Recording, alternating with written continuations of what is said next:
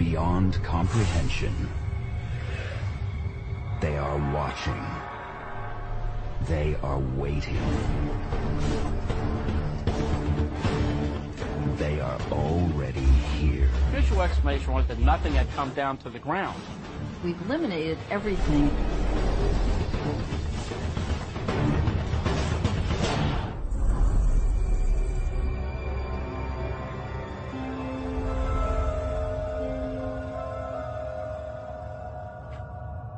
Kecksburg, Pennsylvania, 1965.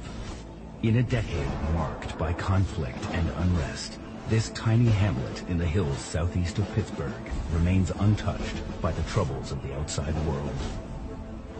Until the evening of December 9th.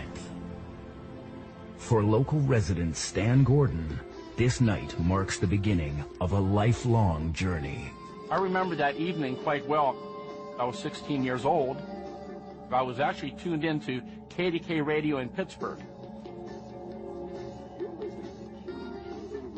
There was a great radio show that was quite educational, and I used to listen almost every night. If you're just tuning in, folks, there's a major story breaking about a strange light streaking across the sky. The reports initially came in with a bright fireball being seen from the tip of Ontario over Michigan, Ohio, and Pennsylvania. From the calls we're getting, it appears the object is tracking southeasterly over the state towards Westmoreland County. So keep your eyes to the skies, folks. On the edge of town, 40-year-old truck driver Bill Bulabosh tinkers with his prized possession. I was under the wood and I could hear this sizzling noise, and I looked at the car. I thought, well, there ain't nothing in the car.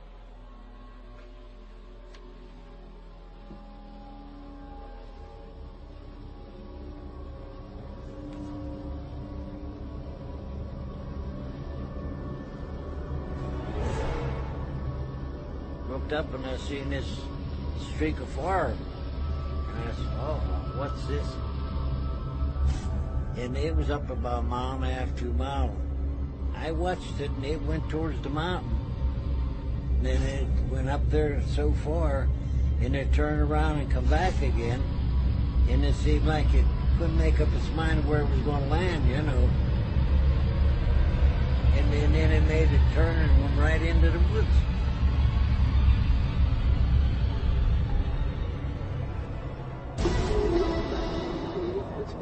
We are now getting reports that the object has come to Earth in the Westmoreland Hills. KDK was breaking in with live reports that an unidentified flying object had reportedly fallen near the village of Kecksburg. The latest on the bright light situation, local police have been dispatched to the scene as calls continue to flood the phone lines here at KDKA. We'll have more for you right after a word from our sponsors. I remember that night I was running back and forth between the TV and the radio trying to listen to the latest reports from the different sources to find out what was going on. There was some thought that maybe this had been an airplane that may have exploded in the sky out towards Greensburg, towards Westmoreland County. As you can see, the curious have gathered here on Coons Lane near Kecksburg. They, like us, are hoping to find out what exactly has landed in these woods. I got in my car and I went up the road. You couldn't get near the place for automobiles on that back road. Get up there and I says, oh my God, where's all these people coming from?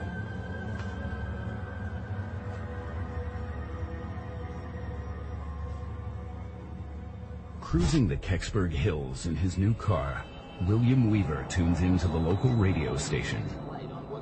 I was 19 years old at the time, and I heard on the radio that something had landed there. And as I come down the hill, I seen some people standing off on the side of the road, and I stopped and asked them. And everybody was wondering, you know, what is this? What happened? Is it an airplane? You know, they had no idea. Looking down over the hill, as it was getting dark, I could see that there was a blue light coming off of this that would go very dull and then get very bright and then go back to getting very dull again. But it was very visible. And I could see lights down there, you know, down in the woods. Looked like sparklers and like some kind of haze coming from it. So far, authorities at airports from Pittsburgh to Philadelphia are not, repeat, not reporting any missing aircraft. Whatever has crashed into these woods appears to have been flying without a flight plan. More and more calls were coming into the radio station. That's indeed true. We can tell you that there's a lot of military action going on around here. We have seen numerous military trucks driving toward the site of the alleged...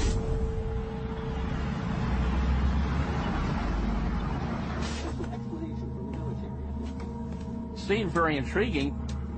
As you can see, Why would the military be coming in unless they felt that there was some reason to come out there that night?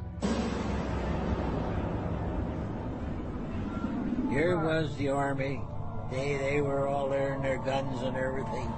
They kept everybody up there on the road. All we're able to observe, apart from the ongoing military activity, is a strange blue glow emanating from the site. I don't think anybody in that area had ever seen that many soldiers in Kecksburg.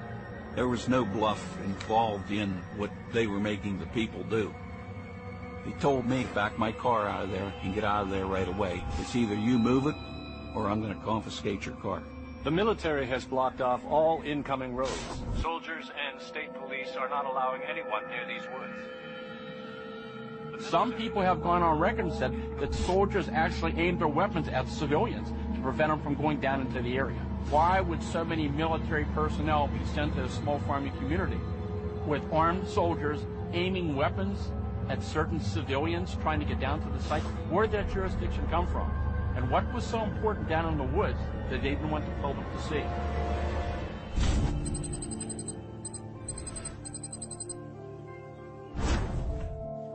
The next day, I was eagerly awaiting the newspapers, and I was trying to get a hold of all the local editions. The morning paper had the heading, Army ropes off area, unidentified flying object falls near Kecksburg. The search, they claimed, continued to about 2 a.m. However, the later edition had the heading, searches failed to find object. It was being stated that people had been mistaken. Nothing had fallen. They had seen just a bright meteor in the sky. The Air Force made a statement that this was a meteor. In other words, that nothing came down that night. They said that a three-man team went out to investigate something that started a fire and searched the area and came back at 2 a.m. and found nothing. I seen it. They made it turn and went right into the woods. I could see that there was a blue light coming off of it. And this went on the whole time that I was there. The only official Air Force document that was ever located on the Kecksburg incident suggests that there was only 3 Air Force personnel involved.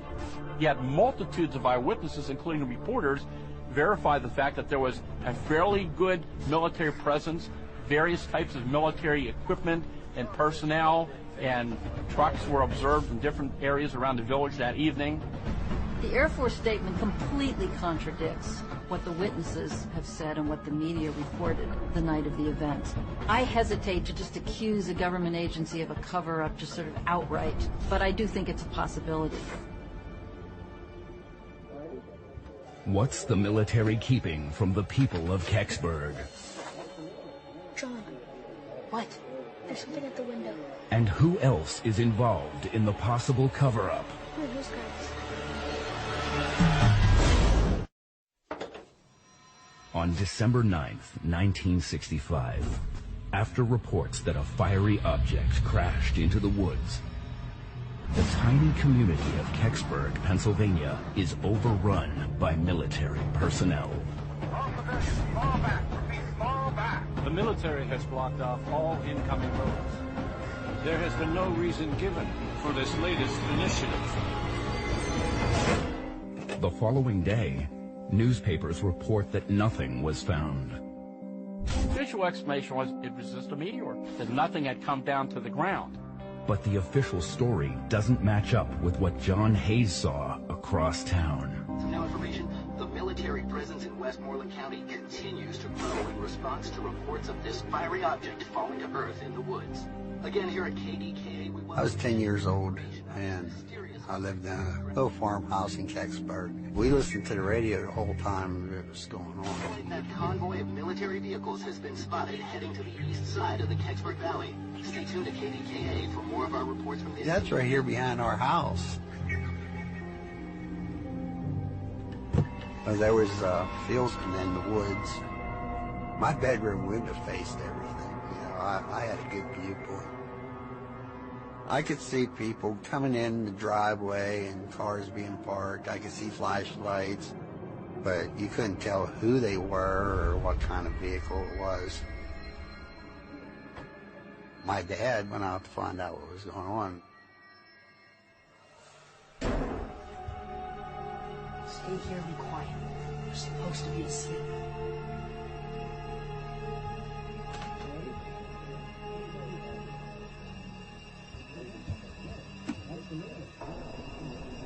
When my dad came back in, he wasn't alone. There was military people with him.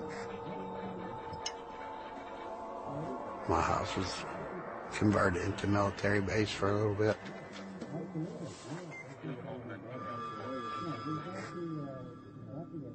John. What? There's something at the window. Okay.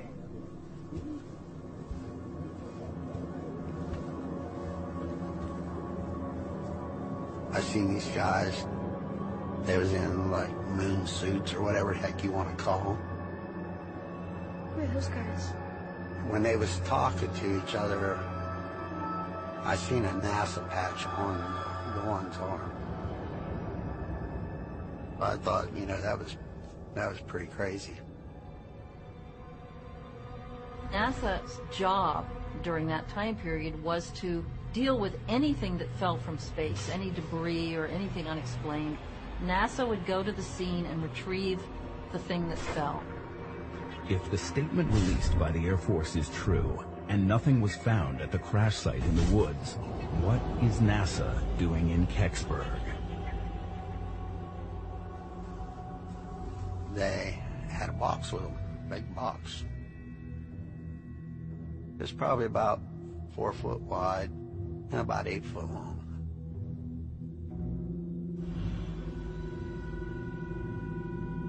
Then it walked down through the field and down to the corner of the woods where everything was going on. Please, can I just look for 1 second? Stop pestering me. When I was looking out my bedroom window, I was watching the cars and stuff like up on the driveway, just sort of watching what was going on out there. This Jeep come down through and then truck come down through. And it was just a big flatbed truck, you know, it was empty.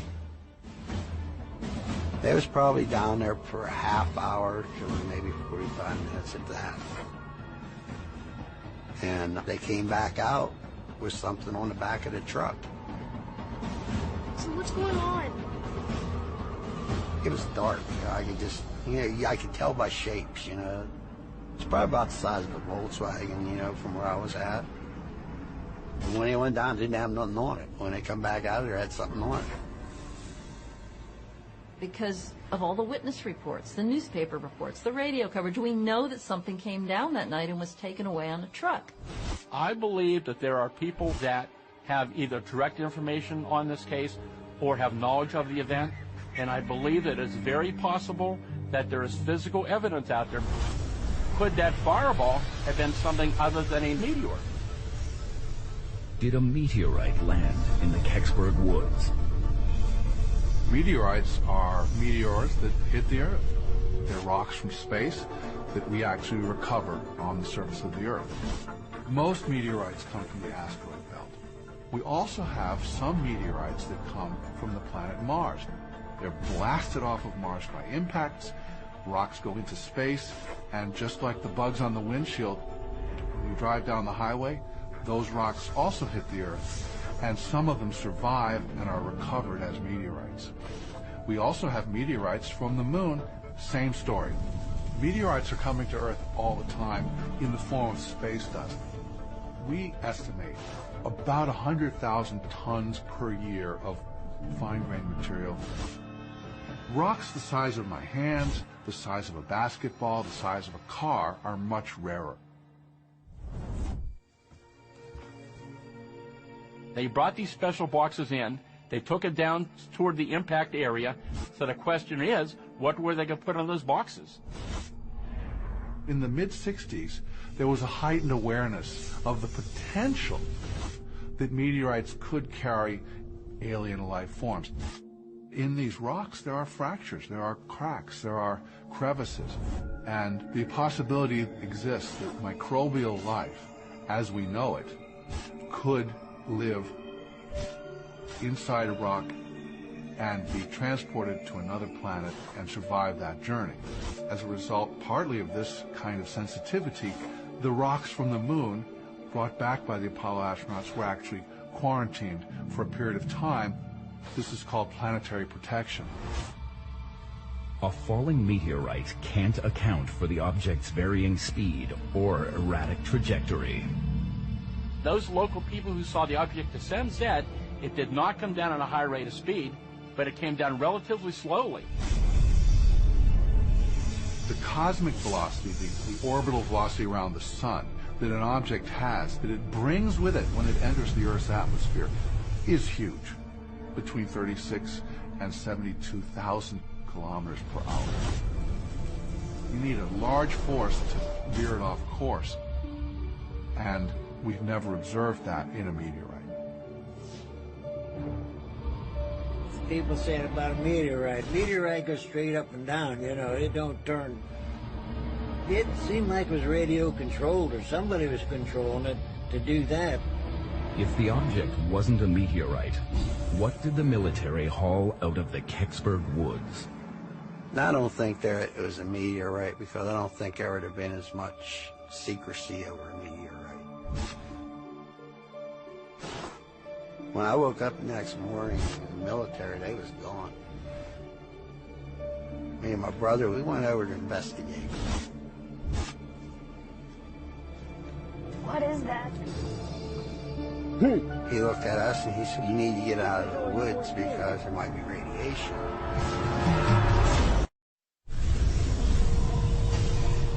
After a fiery object crashes in the Kecksburg woods, the Air Force claims witnesses saw a meteor flying across the skies and report nothing was found in the area.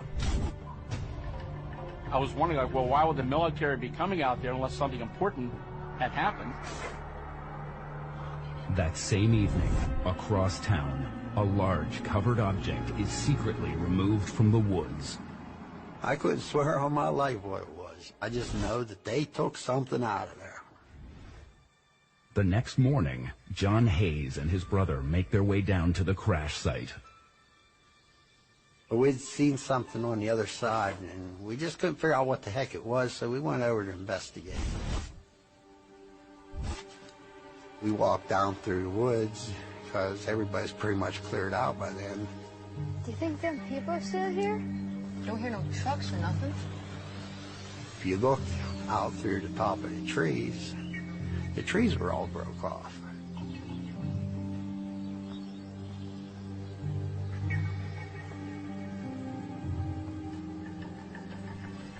What it was a big burn area. The woods was burnt all off right there, and we're walking through there, and it was probably a good 400 or 500 feet. The evidence suggested that there was a pattern of tree damage down there. It was not a situation where the whole forest was damaged by some kind of ice storm or something. There were isolated trees that were kind of in a trajectory that made sense for an object that was coming down and fit the descriptions of what the witnesses had said.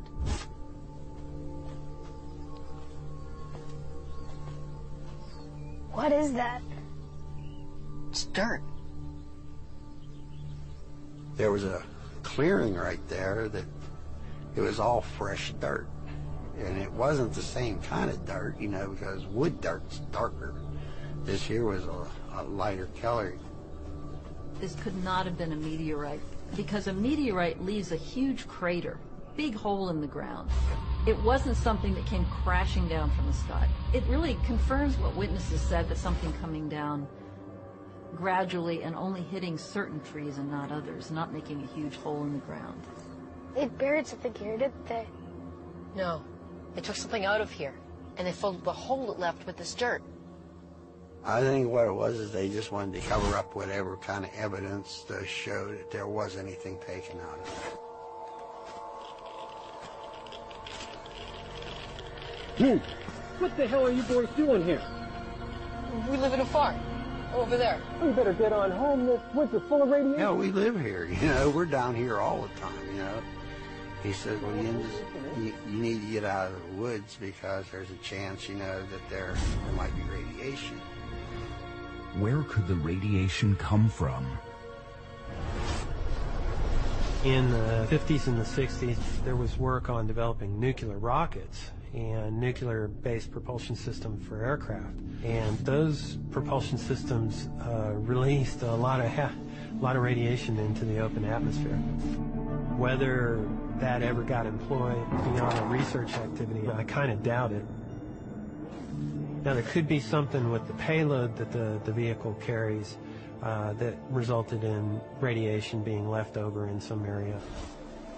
Conceivably, if you were carrying a nuclear weapon, if that weapon had been damaged, you know, that could have some radiation that would hang around for a while and be measurable. But that's not a common thing that somebody might encounter. A serious radiation threat helps to explain the secrecy surrounding the operation. Project Moondust was an Air Force intelligence operation scattered around the country during the time of the Kecksburg event in December of 1965. It was retrieval teams, very secretive, that would go out and collect space debris and anything that was unidentified that fell from the sky. And they were much more secretive than NASA was. We don't know if there were any Moondust officers there or not, but it's possible there were. I think what happened is maybe a piece broke off and whatever they hauled out of there, and they was down there looking to make sure that there wasn't nothing else there that somebody could say, well, here's proof, you know, that you took something, you know. And I think that's what it was all about. In the days that follow, news about the sighting quickly fades. The reporters apparently took at face value when the government came out and said that people had seen just a bright meteor, and that was accepted by their editors, and they went on to the next story. But local witnesses stand by what they saw. There was a small group of local people who believed that they were certain nothing happened that night, that nothing was going on, that there was no military there. It got to the point where there was name calling and people were accused of making up their stories. People that was friends for years, even families that broke up over it. When we talked about it, there was people who called us liars, that this thing never happened. And we got the sense, well, we'll just quit talking about it. Until Bill Bulavash steps forward to challenge the Air Force statement. You hear these people saying nothing happened. A lot of people don't know what I know. There was a bell. I didn't know if it was going to blow up or somebody was going to come out of it or what. A series of unexplained events surrounding a mysterious crash in the woods near Kecksburg, Pennsylvania, shines a spotlight on the small rural community. The sheer number of witnesses to this event in Kecksburg was phenomenal. There were many people that saw it at different stages. Some saw it in the air, some saw it being carried off by the Army trucks. But official sources deny military and NASA presence and maintain nothing landed in the area. Even though teams of men in anti-radiation suits are seen combing the woods. The government never come out and said this ever happened. They didn't want to publicize. They were trying to kill the whole subject. I think the confusion was the fact that nobody really knew for sure what people had seen. So resident Bill Bulavash speaks out to set the record straight. You hear these people saying nothing happened. I know better, right? So I was there and I seen it.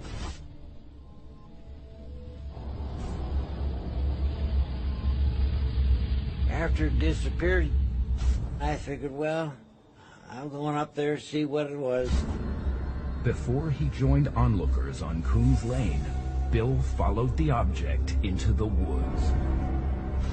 It was getting dark, so I grabbed my flashlight and went down in the ravine, knocked all the top of the trees out, you can see that.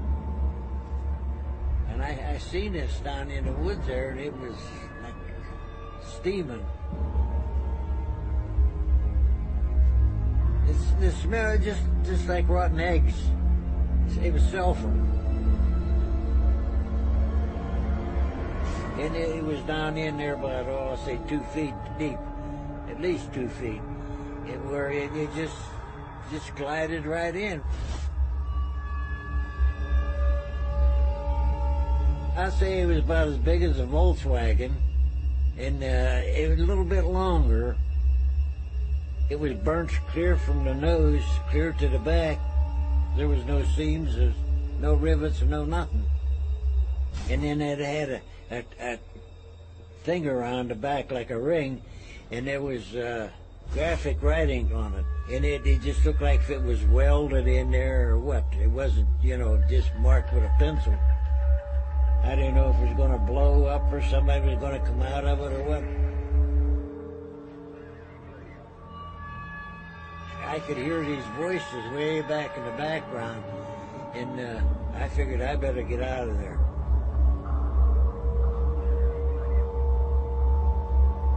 They, like us, are hoping to find out what exactly has landed in these woods. By the time Bill joins the crowd overlooking the crash site, speculation about the object is running rampant.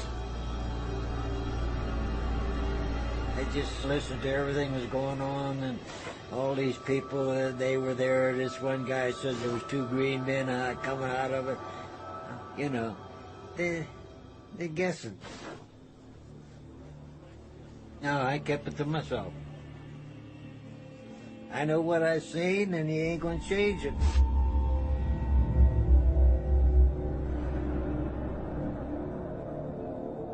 Fact is that here was something that was on the ground, it was a physical object, and apparently the military came in that night and recovered the object. So now we have to question what was really going on here, what was the object, and why hadn't the government come forth to tell the public what really happened that night? One of the first theories was that this could be Cosmos 96. The U.S. Space Command and the Russian space agencies have told us that a Russian satellite called Cosmos 96 came down the same morning as the Kecksburg event. Cosmos 96 was a probe that the Russians had created that they were sending to Venus. It was about 9 feet by 15 feet.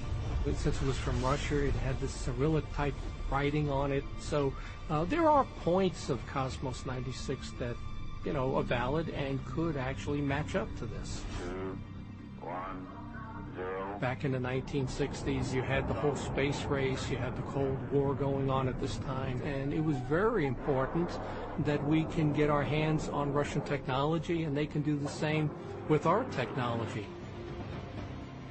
The Cosmos 96 had whatever the most advanced Soviet technology was at that time.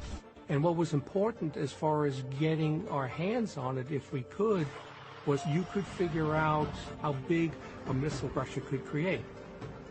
I can understand the government not want other countries to get access to whatever technology they felt they could recover from this amazing thing that had just come down. The military shows up within hours, and they come in with a flatbed to take something out. They would not do that if it was a meteor.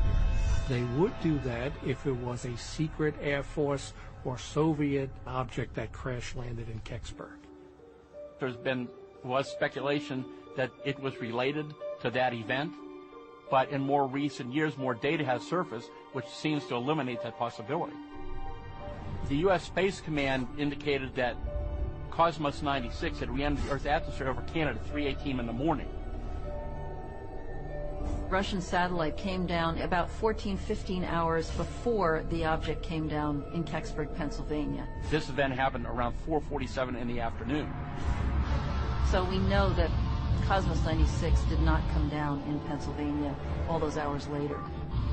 If it wasn't Cosmos 96, what landed in the woods that night? Bill described the object like a big metallic acorn-shaped object. Another theory is a Nazi UFO program. The bell.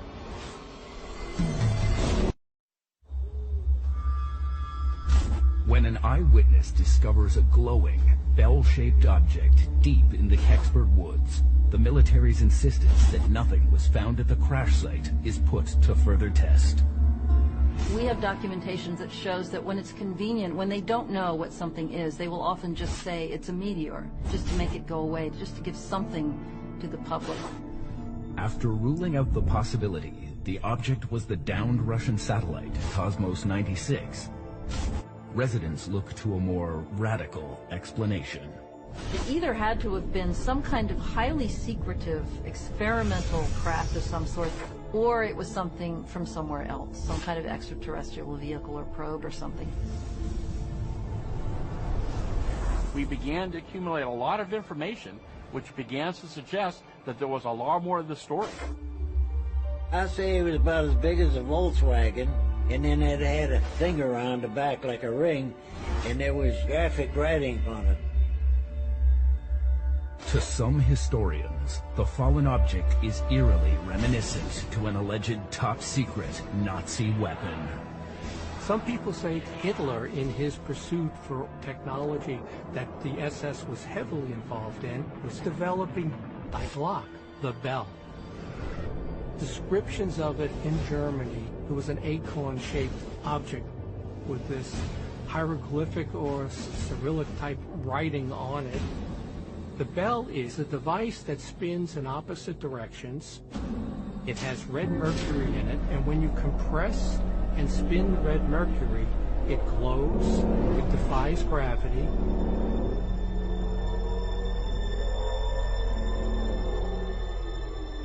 The purpose of the bell was an object that can really manipulate time and space. My understanding is, depending on what you read, is that it's some type of time machine. Why it was important was if you can manipulate time and space, your army can actually come up on another opposing force, and then you turn it off and they're standing right in front of you. It's a weapon, is what it was. The similarities between the alleged Nazi bell and the object in Kecksburg extend beyond size and shape. Now, one of the things that happened was that it gave off tremendous radiation. The radiation from the bell solidified the blood in humans, and it turned plants gray because it killed the chlorophyll. It was very dangerous. Back on that evening in 1965, some people saw or had direct contact with what appeared to be NASA personnel who were searching for something. There was some talk that maybe radiation was involved with whatever had fallen. If the object in the woods was the Nazi bell, how did it end up in Kecksburg 20 years after the war? There was something called Operation Paperclip. It was an effort by the United States to get German technology, and the Soviet Union did the exact same thing. So another theory for the Kecksburg crash is that either the United States or the Soviet Union got their hands on the technology for the Glock, the bell. So what may have crashed in Kecksburg was either a U.S. or Soviet program of the bell technology that went wrong and crash landed in Pennsylvania. The Nazi bell is, again, it's one theory among many. There's no indication that I'm aware of that this was an actual working project.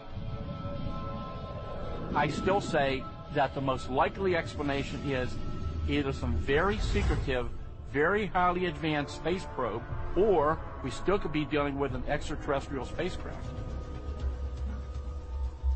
Bill Bush described also seeing these unusual markings on the back, what he called the bumper area actually, were these markings that he said were more like symbols than letters. Could the symbols be a message from an extraterrestrial civilization? It is certainly possible that somebody out there would be sending us a message with a probe. Earth has sent out a probe, and in the probe was a plaque. And on this plaque was a picture of a man and a woman to show what humans look like, and then a number of mathematical symbols. This was to show whoever recovered this that there were thinking people there who knew the number system and were attempting to communicate with whoever picked this probe up. So it's entirely possible that if somebody from outer space was wanting to send us a message, it would include some kind of symbols to let us know that there's people thinking out there and doing out there, and not just sending things with nothing on it. What would be the point of that? If this was an alien spacecraft, of course, our government would be very interested in the learning the technology of what this thing was. I mean, we're dealing with the early days of the space program. And here, if this was an extraterrestrial spacecraft, we wanted to learn about their propulsion systems, the type of materials they have. So, of course, that would be one of the reasons why they wouldn't publicly want to talk about it. There were a lot of people in Kecksburg back when this happened. And they know what they saw that night, they know what they experienced, and these people were hopeful for answers. We began to file Freedom of Information Act requests to many different agencies, to the FAA, state police, military. I filed different FOIA requests with NASA trying to get information on this, and no records ever surfaced. NASA wrote back and said, "We have no records pertaining to your request." It seems highly unlikely that NASA would have nothing on Kecksburg, because NASA's job during that time period was to deal with anything that fell from space. The other thing is that witnesses report having seen NASA officials on the scene. So for those two reasons, it's just impossible, as far as I'm concerned, that they would have absolutely no documentation, not even a newspaper article, about what happened in Kecksburg that day. Despite government stonewalling, Stan Gordon continues to search for answers. Over the years, I've interviewed hundreds of people who were involved in different aspects of this case. I would hear stories, and I would follow up and find these people and talk to them. The Kecksburg case was unique because it involved the crash of an object. Something fell from the sky, which we know was carted off in a truck, which means that physical material still exists somewhere. It was our government that retrieved it. They must know something more about it. There was so little information really forthcoming on the event, and I really began to intensify my investigation in the 1980s. On December 9, 1965, near the village of Kecksburg, Westmoreland County, Pennsylvania, Stan Gordon produces a documentary about the Kecksburg incident to draw out new information. This documentary includes eyewitness testimony. And his determination pays off. In the summer of 1990, I was contacted by an individual, and he told me that he was a part of the security team that guarded the object that came in from Kecksburg when it arrived in the early morning hours of December 10th at Lockbourne Air Force Base outside of Columbus, Ohio. And he said they had the highest security when this flatbed tractor trailer with this tarped object came into the base. They were given a shoot-to-kill order to anybody who approached that area without the proper authorization. Then it continued on to Wright-Patterson Air Force Base near Dayton, Ohio, which was the headquarters for the Air Force Project Blue Book. Later that same year, building on this information, Stan Gordon's investigation turns up a new witness. I received a phone call from a fellow, his name was Myron. Myron went to the base. They were told, don't be looking around. He was trying to figure out what was going on. He got inside that building, and he saw something up on the scaffolding.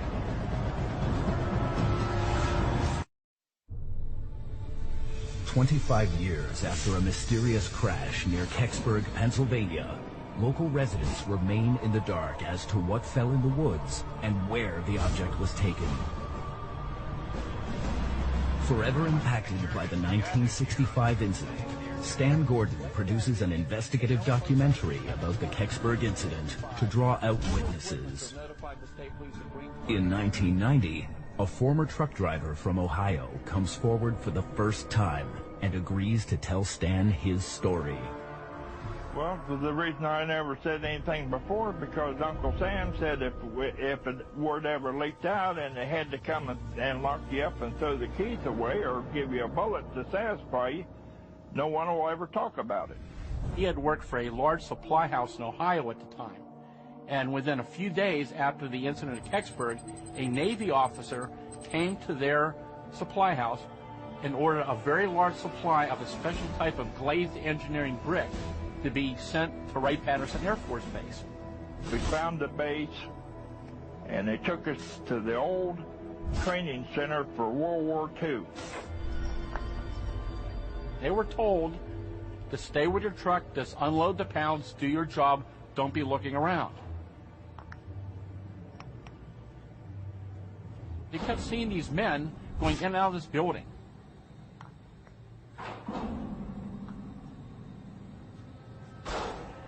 So when he didn't see anybody around, he went and looked in the entrance of that building.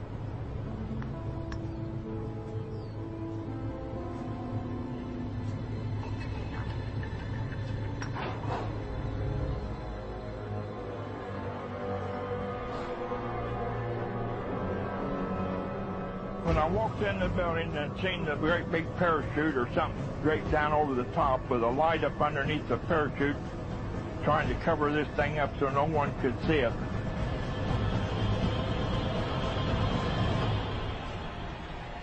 It was sitting there on stilts. It had a bell shape there, and they was working on it.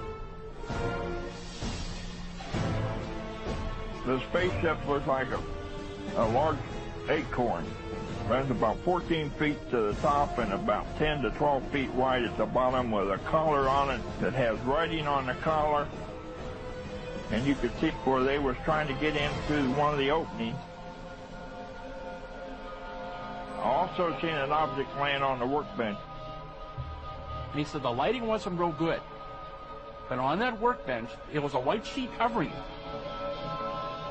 So he couldn't see any detail, but I have no doubt in my mind that the body laid on that table had 3 index finger, and his skin looked like lizard.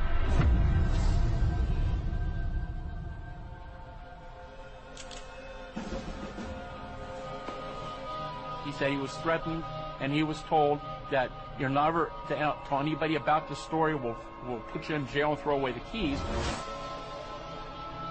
He was told in 20 years this will all be public knowledge, which of course that never happened. I'd be interested in going to a grand jury and tell them just what I'd seen. They brought these special boxes toward the impact area. Is it possible that what Myron saw could be related to the boxes? The evidence seems quite overwhelming that something fell from the sky, that the military came in, they recovered the object, and to this day they haven't told the public what it really was. I think definitely something came down in Kecksburg. As to what it was, we've eliminated everything except for some kind of American government secret object that they might have been testing, or something extraterrestrial. Whatever it is, they're just keeping it to themselves, and I will go to my grave without knowing anything about it. It'll still tell you they didn't take nothing out of there. But I seen it, I know it. They ain't telling me no different. The government owes the people of Kecksburg, in fact the whole country, an explanation for what really occurred that night in 1965. I believe that there are people that have either direct information on this case or have knowledge of the event, and it's very possible that there is physical evidence out there, mainly in the way of photographs, that still exists today. You're always hopeful that it's that next phone call that's going to give you that final information that's going to close the case forever.